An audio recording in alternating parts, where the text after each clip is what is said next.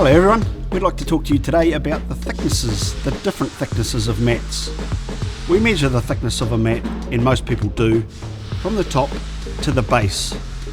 The Kura mat, like we have here, that's 25mm. But if you look in the centre here, it's got 18 to 20mm. That is what we call the guts of the mat.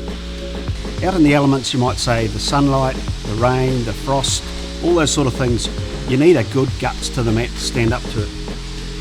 So we have this mat here. They call this one a 30mm mat, so they call that thicker than the Kura.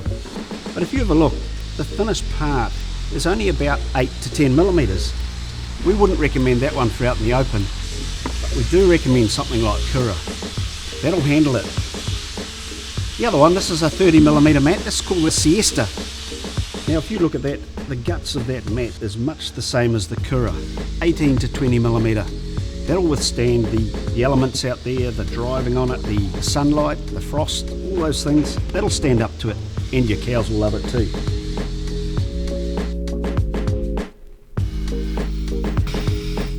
The test that we run on our lab is the stomp test. That's when we have the hoof pounding up and down, as if it's a cow's hoof. It goes in, day out. We do something like, we like to try and do 100,000 stomps on each batch of our mats to make sure it's going to last the distance.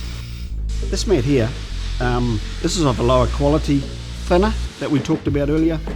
You can see there the wear, and it starts cracking up. That's because of the thickness and also the quality of the mat. This mat here, you can see after going through the stomper, it doesn't show any sign of wear or deterioration. That's because of the thickness and also the quality. That's where it shows up. So I like measuring the thickness of a mat by the thinnest part, or when it goes through the lab, how does it stand the hoof test. Interlocking mats, water jet versus moulded. The water jet is cut out on a machine down the back here.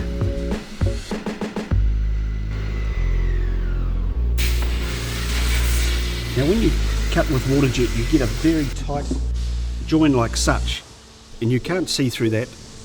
Little moisture goes through it. It's a lot tighter, a lot stronger, and will last longer than a moulded interlock system. And when the products come out of the mould, they do move just fractionally, because of the rubber being a natural product. It will move a little bit when it cools down, so you don't get the same precision interlocking fit as you do on a water jet. So that's the difference with interlocking. What we've found with thicker mats is they don't bulge or bubble the same as a thinner mat, e.g. the Ergo mat, when it's only 10 to 8mm in the centre.